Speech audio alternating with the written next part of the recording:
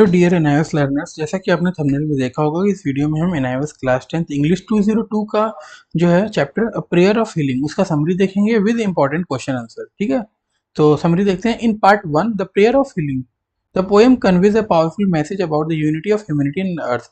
It begin with a call to action encouraging people to join together in efforts of revitalize and care of the environment। भाग 1 में कविता में जो शक्तिशाली संदेश देता है कवि मानवता और पृथ्वी की एकता के बारे में। ठीक है, यह क्रिया की अपील है, अपील के साथ शुरू होती है जो लोगों को एक साथ आने के लिए प्रोत्साहित करती है ताकि वे पर्यावरण को पुनर्जीवित करके उसकी देखभाल कर सकें। The stanza highlight various aspects of nature and acquire attention and love including the land, water, air, forest, plants and creatures. इस भाग में उन विभिन्न पहलुओं पर प्रकाश डाला गया है जिन्हें ध्यान और प्यार की आवश्यकता है, जैसे कि भूमि, हवा, पानी, वन, पौधे और जीव जंतु।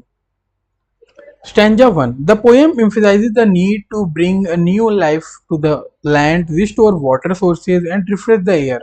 It stresses that the collective action is essential for nurturing the earth, creating a sense of responsibility among all individuals.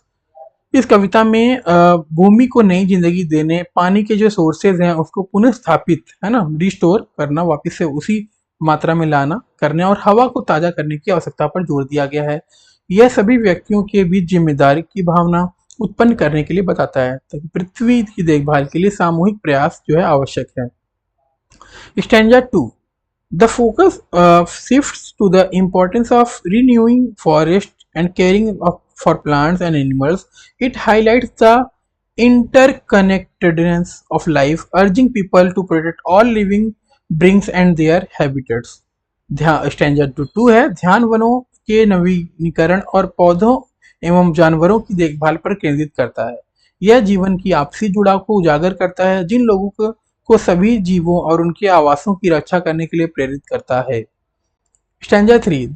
This stanza celebrates the beauty of sea, sunlight, and the stars, reminding of us of the joy and wonder that nature brings. यह स्तंभ धूप, समुद्र और सितारों की सुंदरता का जश्न मनाता है जो हमें प्रकृति की खुशी और आश्चर्य का एहसास कराता है। It reinforces the idea that humans should work together to create a just and peaceful community while being mindful of future generation.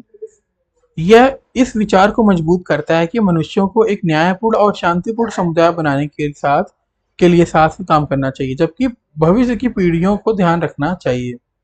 ठीक है, अब पार्ट 2 की बात करें। Part 2 prayer of healing, the focus shift from the natural world to the human community. The poet emphasizes the importance of unity among all people to create a better world for the ourselves and future generation। इस भाग में ध्यान प्रकृति दुनिया से जो है मानव समुदाय की ओर स्थापित करता है। वह कभी सभी लोगों के बीच एकता के महत्व को जोर देता है ताकि हम अपने लिए और आने वाली पीढ़ियों के लिए एक बेहतर दुनिया बना सकें। स्टैंजा 4 की बात करें।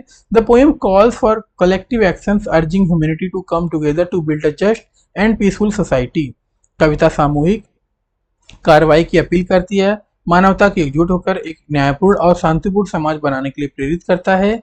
ठीक है, it highlight the significance of recognising our shared home the earth inspire the differences among the individuals.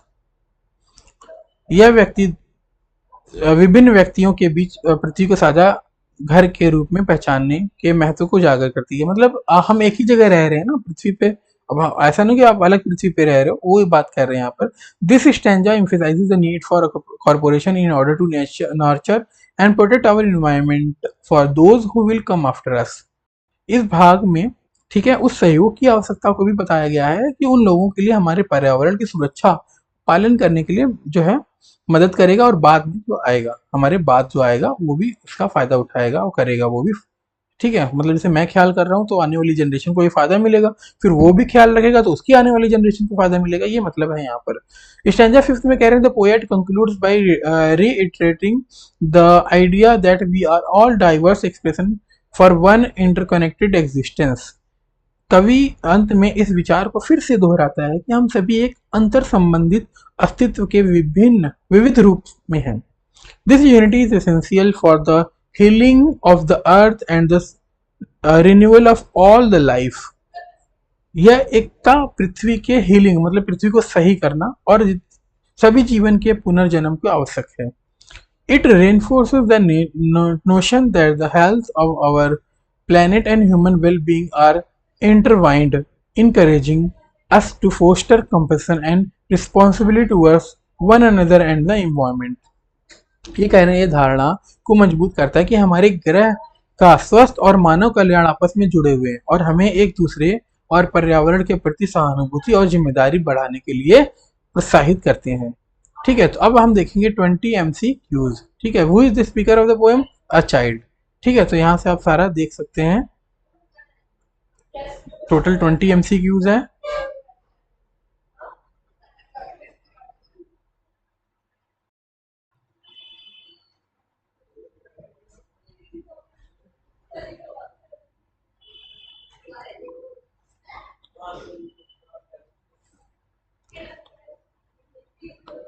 ठीक है, मिलते हैं फिर नेक्स्ट वीडियो में।